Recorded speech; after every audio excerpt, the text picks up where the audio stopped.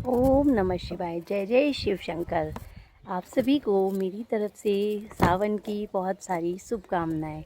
तो आज हम बात करते हैं कि सावन के महीने में भोलेनाथ को, भगवान भोले बाबा को क्या क्या प्रिय है और क्या क्या नहीं चढ़ाना चाहिए और क्या क्या चढ़ाना चाहिए।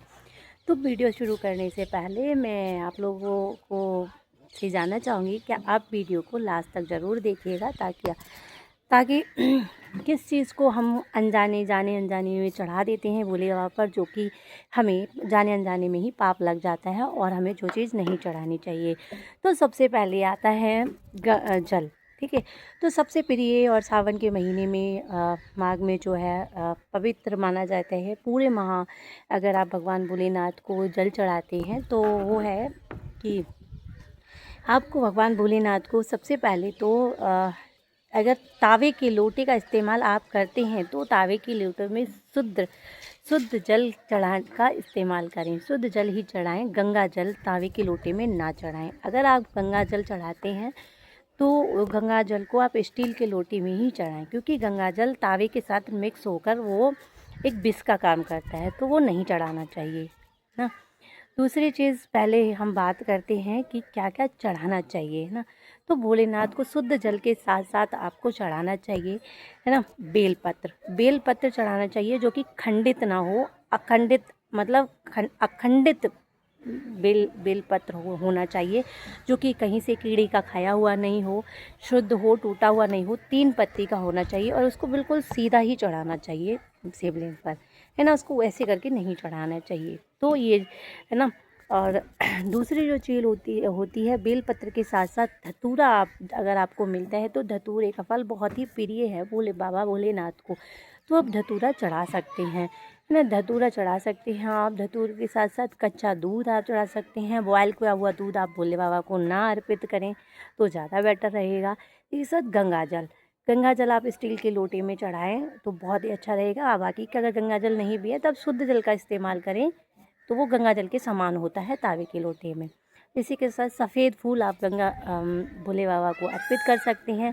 इसी के साथ अगर आप फूल में चढ़ा रहे हैं तो मैं अब बात करती हैं कि क्या ना चढ़ाएं। तो जो भोले बाबा को सर्वप्रथम आप तुलसी के पत्ते कभी अर्पित ना करें, क्योंकि भोले भगवान विष्णु भगवान को जो है वो प्रिय हैं तुलसी के पत्ते। तो आप विष्णु भगवान की पूजा में तुलसी के पत्ते चढ़ा सकते हैं और भोले बाबा की पूजा में आप तुलसी के पत्ते को पुनः वर्जित हैं। तुलसी के पत्ते आप भगवान भोलेनाथ की पूजा में बिल्कुल भी ना चढ़ाएं तो बहुत अच्छा रहेगा। इसी के साथ केतकी के फूल, जो केतकी के फूल होते हैं वो भगवान भोलेनाथ को वरदान लगा हुआ है कि वो केतकी के फूल कभी भी जो है भगवान भोलेनाथ की और माता पार्वती की पूजा में या किसी भी पूजा में केतकी के फूलों का इस्तेमाल नहीं किया जाता है। दूसरा है शंख में जल। कभी भी भगवान भोलेनाथ पर शंख में जल लेकर ऐसे अर्पित ना करें, वो उससे बहुत बड़ा पाप लगता है, वो कभी ना अर्पित करें। दूसरा है हल्दी, कुमकुम और सिंदूर। ये तीनों ही चीज़ें भगवान भोलेनाथ को अर्पित नहीं करनी चाहिए।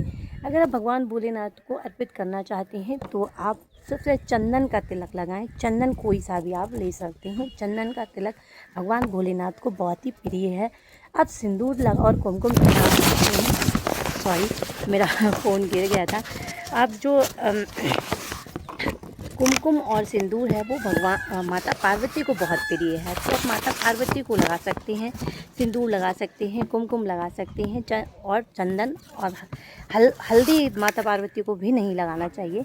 और दूसरी चीज़, माता पार्वती को हल्दी आप लगा सकते हैं लेकिन भगवान भोलेनाथ को नहीं लगा सकते, क्योंकि भगवान भोलेनाथ को हल्दी लगाना वर्जित है ना। इसी तरीके से सावन के महीने में कौन कौन सोमवार का व्रत रखता है और व्रत में आप दलहन में चढ़ा सकते हैं, चावल चढ़ा सकते हैं।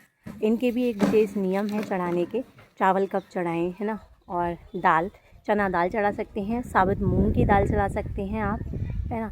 और कोई भी चीज़ हो हमें खंडित नहीं चढ़ानी चाहिए, हर चीज़ को हमें साबुत ही चढ़ाना चाहिए, क्योंकि टूटने के बाद वो 2 भागों में बँट जाती है, तो वो जो है बटी हुई कोई भी चीज़ अच्छी नहीं होती, इसलिए हमें हर चीज़ को साबित ही चढ़ाना चाहिए। फ्रूट्स में आप फ्रूट चढ़ा सकते हैं, आलू चढ़ा सकते हैं, बैंगन चढ़ा सकते हैं।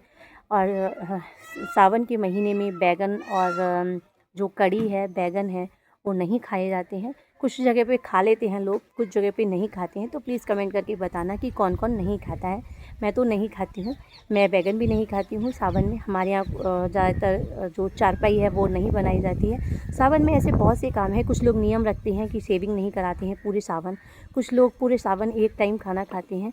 तो भगवान भोलेनाथ के लिए बहुत अपने अपने जो है नियम है, अलग अलग जगह के अलग अलग नियम हो सकते हैं। तो कोई भी चीज़ किसी को हर्ट करने के लिए नहीं है, ना ही किसी की भावनाओं को ठेस पहुंचाने के लिए है। ये मेरे खुद के व्यूज़ हैं और खुद की ही जानकारी है। तो अगर आप लोगों को थोड़ी सी भी अच्छी लगती है तो प्लीज़ लाइक, शेयर और सब्सक्राइब ज़रूर कर लीजिएगा। चैनल पर पहली बार आए हैं तो चैनल को सब्सक्राइब करके बेल का आइकन प्रेस कर दीजिएगा, ताकि जो कोई भी वीडियो मैं पोस्ट करूँ वो आप लोगों तक ज़रूर पहुँच जाए। जानकारी अगर आपको थोड़ी सी भी अच्छी लगती है तो प्लीज़ बेल के आइकन के साथ साथ इस चैनल को सब्सक्राइब कर लेना, अपनी फ्रेंड्स एंड फैमिली मेम्बर्स के साथ शेयर करना। और जो लोग भी इस सावन सोमवार का व्रत स्टार्ट करते हैं या कर रहे हैं, करना चाहते हैं, तो नेक्स्ट वीडियो या फिर जो भी टॉपिक सावन से रिलेटेड अगर आप जानना चाहते हैं तो ज़रूर मेरे से कमेंट में पूछ सकते हैं।